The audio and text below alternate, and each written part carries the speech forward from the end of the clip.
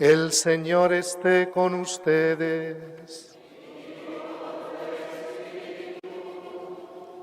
Lectura del Santo Evangelio según San Juan. Gloria a ti, Señor.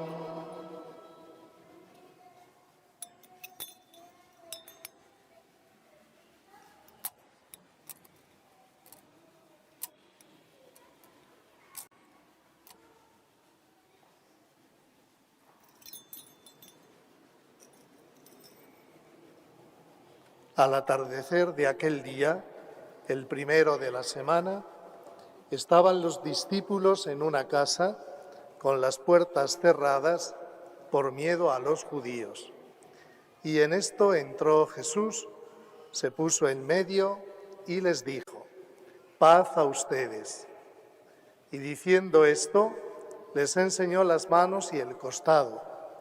Y los discípulos se llenaron de alegría al ver al Señor. Jesús repitió: paz a ustedes. Como el Padre me ha enviado, así también los envío yo. Y dicho esto, sopló sobre ellos y les dijo: reciban el Espíritu Santo. A quienes ustedes perdonen los pecados, les quedan perdonados. A quienes se los retengan, les quedan retenidos.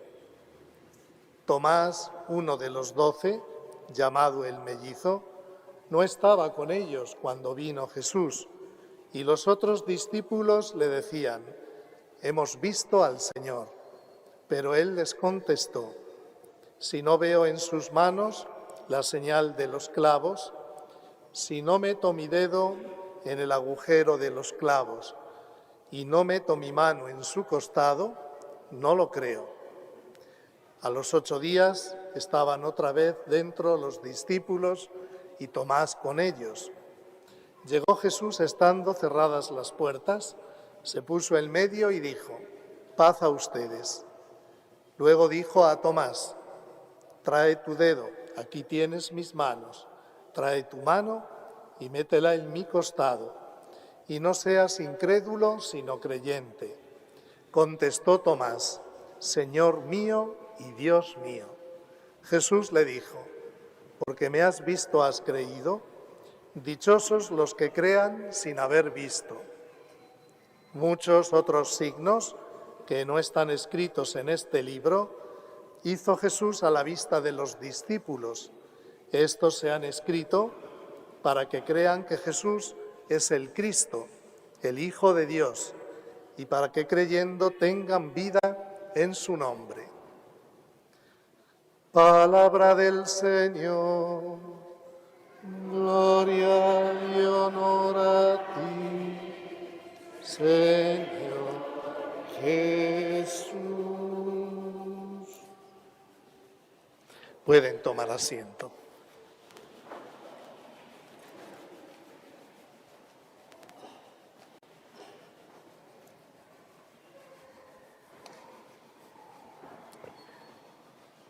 Estamos celebrando este segundo domingo del tiempo de Pascua, domingo llamado de la Divina Misericordia. Por eso está aquí en el presbiterio este cuadro que está representando a Jesús resucitado, que se hace presente a los discípulos que están en el cenáculo y se presenta así con sus llagas en las manos, en los pies, y del costado brotan 2 rayos luminosos, uno rojo y otro agua y otro blanco, simbolizando la sangre y el agua que brotó del costado de Cristo el Viernes Santo en la cruz. Cristo resucitado, vivo, con sus apariciones, pues muestra esa misericordia, ese amor misericordioso que tiene el Señor, esa paciencia con sus propios apóstoles que no creían en la resurrección, igual que tiene paciencia también con todos y cada uno de nosotros. Y la aparición del mismo día de la resurrección, ya por la noche, pues nos muestra a los discípulos metidos en una casa con las puertas cerradas por miedo a los judíos. Los apóstoles, al no creer en Cristo vivo, viven con miedo a qué les va a pasar, con miedo a ver si ahora van a venir a por nosotros, con miedo, con decepción, porque piensan que todo ha acabado en la cruz. Viven en esa situación de miedo, de incertidumbre.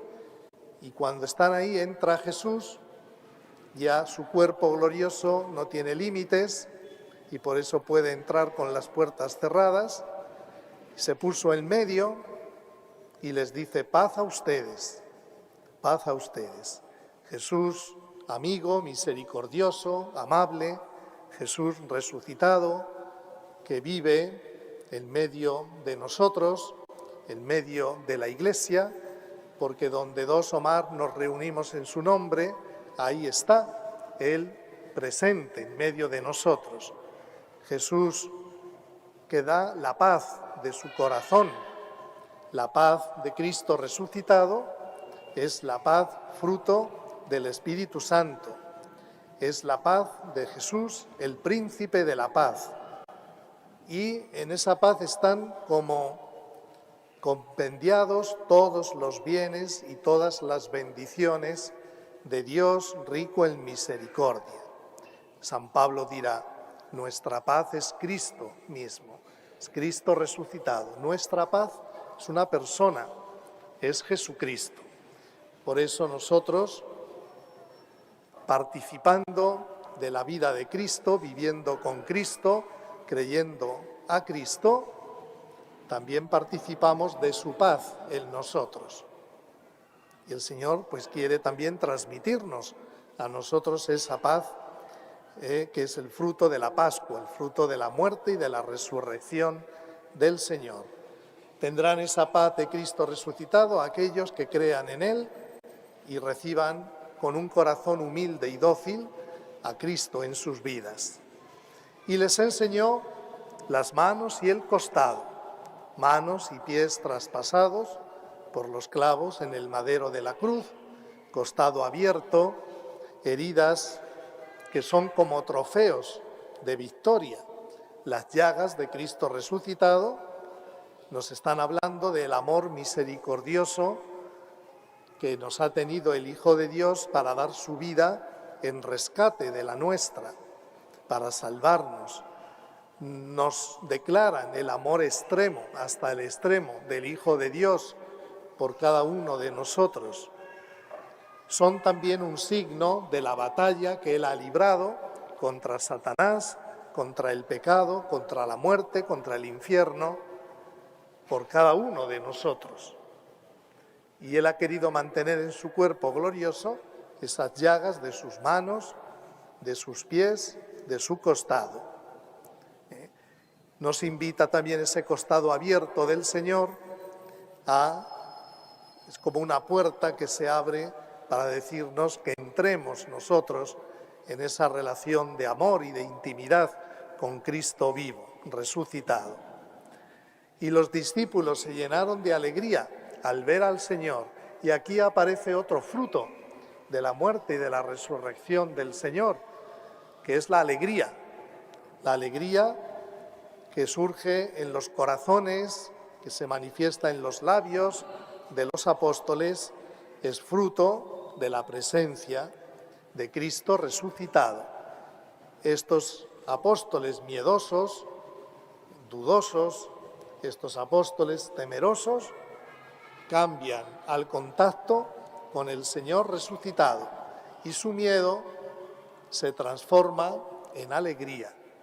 Es la alegría, no es la alegría del mundo, no es como la paz de Dios, no es la paz que el mundo nos da, es el fruto de la muerte y de la resurrección. La alegría cristiana es un fruto del Espíritu Santo en nosotros. También nosotros podemos participar y participamos de esa alegría del Señor cuando creemos en Cristo y confiamos en Él y vivimos nuestra vida unidos a Él. Y la alegría de Cristo resucitado se mantiene en nuestro corazón, aunque tengamos que pasar por dificultades, por sufrimientos, por pruebas, y pasaremos por esas pruebas, pero las viviremos de otra manera. Nosotros a veces pensamos que Dios nos tendría que quitar todas las enfermedades, nos tendría que quitar todo lo que nos hace sufrir, y no ha venido a eso el Señor. No, porque eso es un invento nuestro, de la humanidad, que al apartarse en el origen de Dios, pues trajo consigo el pecado y todas las consecuencias del pecado. Ahora, Cristo lo que viene es a ayudarnos a vivir todo lo que nos hace sufrir de otra manera, porque se puede sufrir y padecer y morir de otra manera, sin desesperanza, sin odio, sin rencor, sin resentimiento, sin amargura. Ahí es donde se manifiesta en la persona creyente en Cristo, que cree de verdad, porque ante el sufrimiento no se resiente, sino que lo sabe llevar con paciencia, porque el Señor le da esa gracia, esa fuerza para vivir. Lo mismo los problemas de cada día. A veces nos ahogamos, como se suele decir, en un vasito de agua. Cualquier problema pequeñito ya nos pone nerviosos, ya empezamos a hablar, a discutir con la familia, con el esposo, con la esposa, con los hijos, y es un pequeño problema. Pero como no tenemos fuerza, como no tenemos a Cristo en nuestro corazón, cualquier cosita ya nos resiente. Así es nuestra vida sin el Señor. Y entonces nos pasamos la vida malhumorados,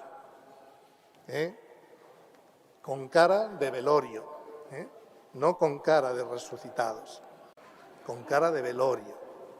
No disfrutamos de la alegría que el Señor nos quiere dar porque no confiamos en Cristo, porque vivimos para nosotros mismos, pensando solo en nosotros, sin tener a Cristo en nuestra vida. La alegría que el Señor nos quiere transmitir también a nosotros es una felicidad profunda, que no es de este mundo, y que esa alegría disipa las dudas, las tinieblas del temor, de tal manera que el cristiano que cree de verdad en Cristo vivo, pues va pasando por este mundo en medio de las dificultades que pasa todo el mundo, pero de otra manera, porque el Señor nos da un sentido nuevo también para vivir el sufrimiento. Y otro fruto de la resurrección del Señor es la misión. Como el Padre me ha enviado, les dice Jesús a los apóstoles, así los envío yo. Claro, una vez que estos apóstoles ya salen de la tristeza y del miedo, de la cobardía, una vez que creen en el Señor les puede confiar la misión. Y les confía la misión, su misma misión a los apóstoles, la misma misión que el Padre le ha confiado a él. Y esa misión también nos corresponde a todos los que creemos en el Señor. Muchos católicos viven pensando que ellos no tienen ninguna misión cristiana. Todos tenemos una misión cristiana. Todos.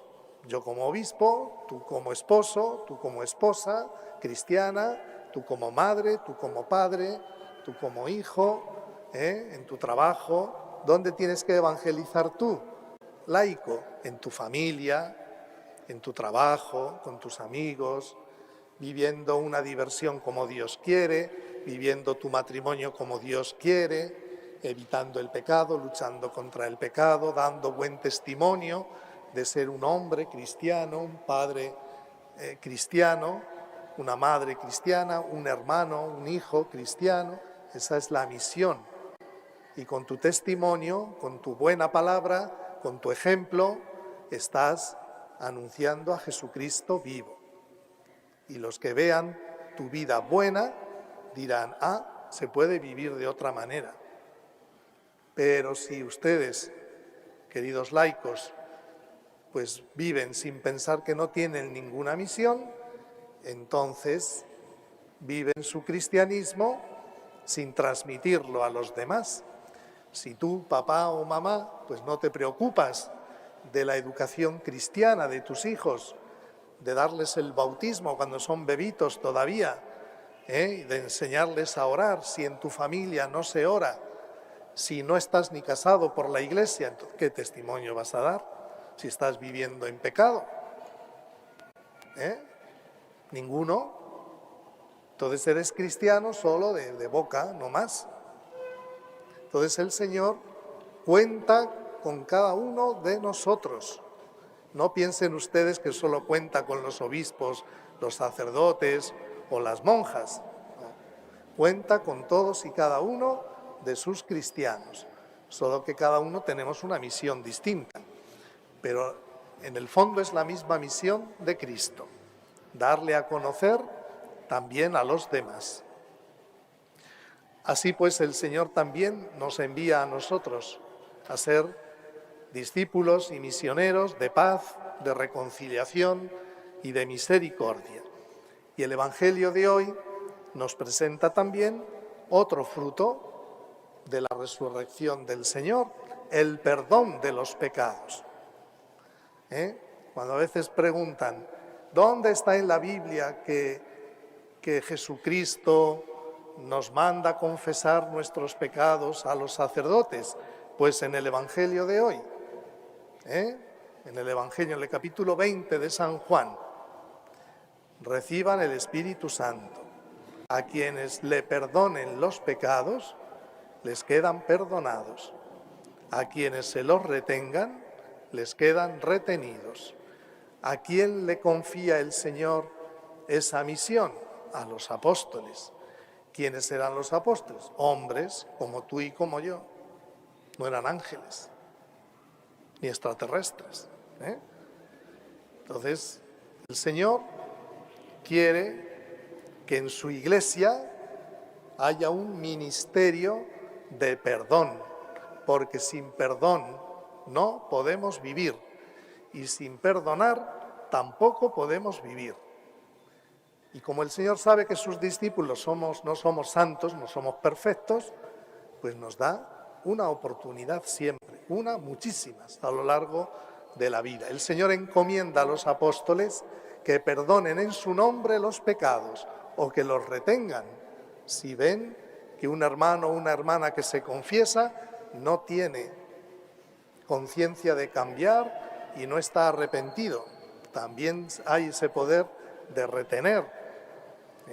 Por eso el sacerdote puede decirle, mira, no veo que tú tengas mucha intención de cambiar. Entonces no te voy a dar el perdón de Dios, porque no tenga. Eso en casos ya muy extremos, en casos extremos. Eso no se hace todos los días. Pero se podría hacer, sí. Y a quienes se los retengan les quedan retenidos, dice el Señor. Entonces el perdón de los pecados es esencial en la vida de los cristianos. Y el Señor nos ha dado un sacramento para el perdón de los pecados. Por eso siempre en todas las celebraciones anunciamos, los padres están en el confesionario, para aquellos que deseen confesar. Podemos parecer ya un loro, ¿no?, repitiendo esto, pero es que es así, se ofrece, ahí está. Ahora, si tú quieres vivir cargando con tus pecados, allá tú, ya depende de ti. Pero que nunca puedas decir, no, es que nunca he encontrado un sacerdote que confiese. Pues no sé en otros lugares, pero en Moyobamba se confiesa todos los días. Así que si no quieres confesar, es porque no quieres. No pongan ninguna excusa. El perdón de los pecados en nombre de Cristo se da en el sacramento de la reconciliación y del perdón, para que nuestros pecados graves, mortales, estando arrepentidos nosotros y con deseos de cambiar, puedan ser perdonados. Así pues, queridos hermanos, vemos cómo Cristo resucitado da a su Iglesia la paz, la alegría, nos envía a la misión, nos llama a ser sus testigos y establece el sacramento del perdón para que podamos vivir reconciliados con Dios, con los demás y con nosotros mismos. De esa manera se manifiesta el amor misericordioso de Dios. Bien, pues que nosotros le pidamos al Señor una fe grande para que podamos vivir como verdaderos discípulos de Cristo. Por último, quería decirles, el Jueves Santo les decía que queremos que todos los jueves del año pues pueda haber adoración al Santísimo Sacramento. Invitábamos a la gente a que se apuntara a los turnos de adoración por la noche. Bueno, pues gracias a Dios se van apuntando. Y ya pues hay más de 100 personas que se han apuntado. Yo me he apuntado al turno de 2 de la madrugada a 3 de la madrugada, y cuando vine el jueves aquí a la Capilla del Santísimo, me encontré ahí con 8 hermanos que estaban ahí, con 2 matrimonios, con una madre con su hijo, y éramos 8 en total. Muy bien, si vamos perseverando en esa adoración al Señor, pues de repente ya esa adoración se puede prolongar también en todos los días de la semana. Y entonces llegaríamos a la adoración perpetua, o sea, a adorar a Cristo vivo, presente en la Eucaristía, en el Santísimo Sacramento. Bien, vamos a seguir adelante, y si de aquí al Corpus Christi, que es el 2 de junio, pues se sigue apuntando gente, pues de repente pues se van colocando hermanos y hermanas en otros días de la semana, para que la adoración al Señor pues sea ya desde las 7 de la mañana hasta las 7 de la mañana del día siguiente, ¿no? Sería 24 horas de adoración. Cristo vivo, resucitado, está realmente presente en el Santísimo. Ahí nos encontramos con el Señor en la Eucaristía. Y ahí, como Santo Tomás en el Evangelio de hoy, le decimos al Señor, Señor mío y Dios mío. Como se lo decimos en la misa, cuando consagramos el pan y el vino, que se convierten en el cuerpo y en la sangre del Señor, que decimos esta oración tan hermosa, Señor mío y Dios mío, que lo digamos siempre de verdad, que reconozcamos a Cristo en el Santísimo como nuestro Dios y nuestro Señor. Que así sea.